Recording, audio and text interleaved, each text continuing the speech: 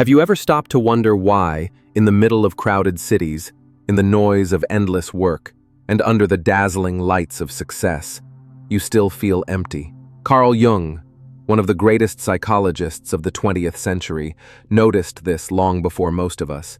He believed that modern society, obsessed with money, power, and fleeting pleasures, could never give us lasting happiness. Instead, it pushes us into loneliness, restlessness, and disconnection from ourselves. Jung taught that true meaning begins the moment we dare to turn inward. When we stop chasing the crowd, when we stop living only to please the outside world, and when we finally listen to the quiet voice of our soul.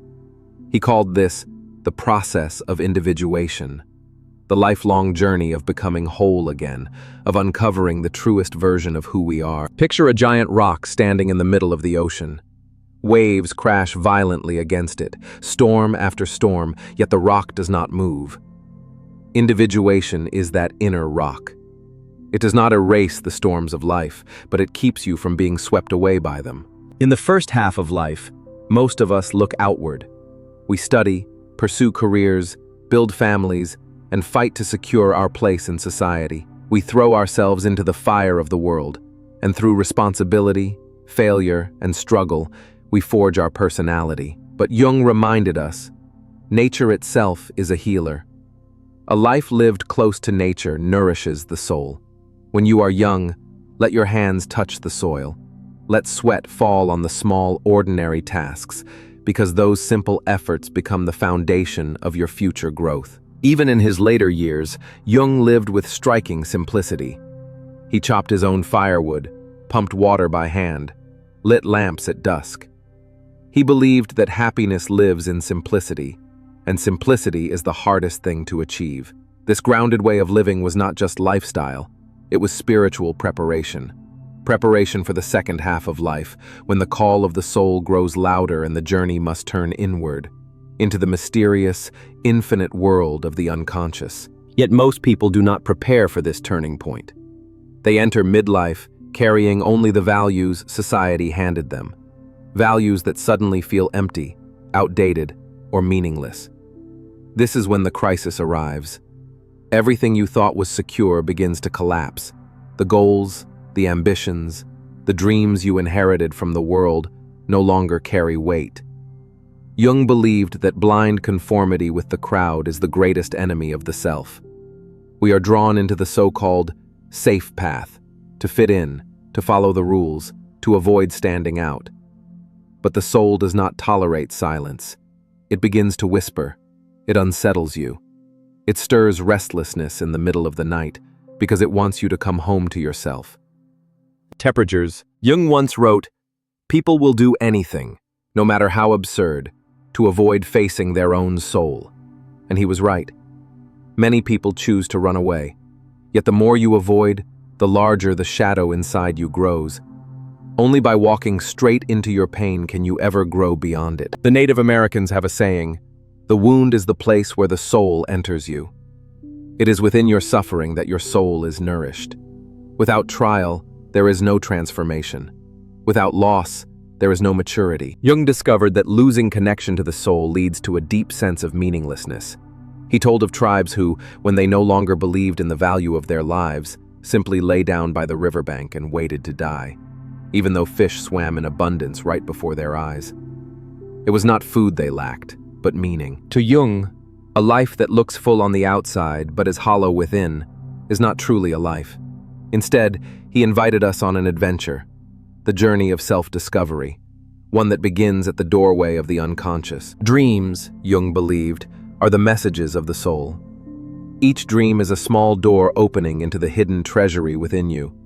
He once said, "Dreams are the guiding words of the soul. We must carry them in our hearts as we would carry the words of someone we love most." Beyond dreams, Jung developed a practice he called active imagination, a way of engaging directly with the images and emotions of the unconscious. It is the art of entering into conversation with the deepest parts of yourself. Jung discovered this technique during what he called his dark night of the soul. He was plunged into overwhelming visions, so intense that he felt he was experiencing a kind of psychological death. Yet instead of collapsing, Jung entered into them. He met his own soul, and from this descent, he brought back the insights that became his greatest contributions to psychology. He wrote tenderly, "My soul, where are you? I have returned to you after long years of wandering." This was not poetry for him, it was lived reality. The journey into the unconscious is not one anyone can take for you. Each person must walk their own path to find the soul they have lost. If the road before you seems too smooth, perhaps it is not your road at all. 5-3, and then, something extraordinary begins to happen. When you truly face yourself, you start to notice mysterious moments, events that seem charged with special meaning, as if the inner world and the outer world are speaking the same language. Jung called this synchronicity, meaningful coincidence that reveals the hidden pattern connecting your soul with the universe. But the first doorway into this deeper journey is to confront the shadow. The shadow is the dark part of yourself, the traits you deny, the emotions you bury, the impulses you disown. Yet Jung emphasized, the shadow is not your enemy. Within it lies gold, treasures of energy, creativity, and strength waiting to be reclaimed. When you dare to face your shadow, you stop projecting it onto others.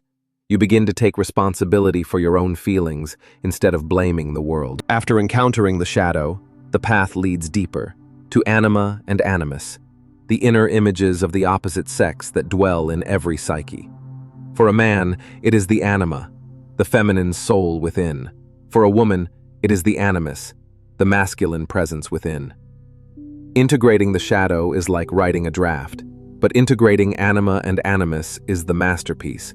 It enriches imagination, deepens emotion, and reveals meaning that had been hidden in the ordinary flow of life. At this stage, the journey is no longer about survival or adaptation, but about wholeness. These inner figures guide you into dialogue with the depths of your own being. They bring balance where there was conflict, intimacy where there was isolation, vision where there was only confusion. And finally, the path leads to the self, the center and totality of the psyche. The self is not the ego, not the personality you show the world, but the larger whole that contains both light and dark, conscious and unconscious, outer and inner. It is the point where all opposites unite. Jung called it the great work, echoing the alchemists who searched for the philosopher's stone. The secret, he said, is that the stone is not found in the outside world. It is hidden within you. When you do not know what to do, trust the wisdom of the self. It is the silent companion that has been with you all along, watching, guiding, waiting for you to listen. 50-10. Jung never claimed to be a healer. He insisted he was only a guide, pointing the way so that each person could discover their own capacity to heal. The real power, he believed, lies within you. And once you begin to live this journey, transformation ripples outward. You not only change yourself, you begin to change the way you relate to others. You bring empathy where there was judgment, understanding where there was conflict, and compassion where there was distance. Life, Jung reminded us, is not a problem to be solved, but a mystery to be lived.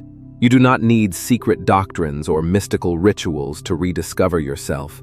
What you need is the courage to listen, to reflect, and to live by the values that truly bring you joy. In those moments when confusion takes hold and you feel lost, remember this: the self, your deeper center, is always there, waiting.